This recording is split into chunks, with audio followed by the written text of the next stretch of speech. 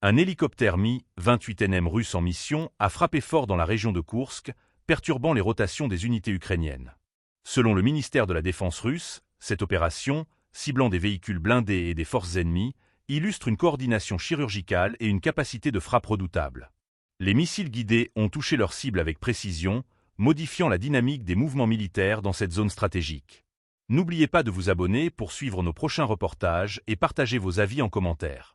Pensez-vous que cette maîtrise technologique pourrait changer le cours des affrontements? L'équipage du Mi-28NM avait pour mission principale de soutenir les troupes terrestres en action.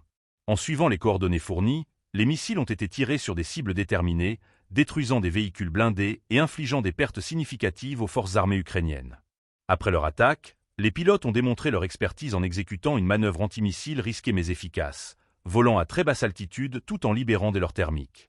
Cette tactique leur a permis d'éviter les missiles solaires portables, ou MANPAD, largement utilisés par l'armée ukrainienne. Ces actions illustrent la montée en puissance des moyens militaires utilisés dans le conflit. Le Mi-28NM, souvent surnommé le « chasseur de nuit », est équipé de technologies avancées qui lui confèrent un avantage stratégique sur le champ de bataille. Doté d'une capacité à opérer dans des conditions de visibilité réduite, cet hélicoptère combine manœuvrabilité, puissance de feu et système de protection sophistiqués. Le succès de cette mission souligne également l'efficacité de la coopération entre les forces terrestres et l'aviation militaire. Un autre élément clé de l'opération a été la confirmation de la destruction des cibles par un mitrailleur avancé, chargé de vérifier les impacts et d'ajuster si nécessaire les tirs futurs. Cette précision dans l'exécution des missions témoigne d'une planification minutieuse et d'une utilisation optimale des ressources militaires.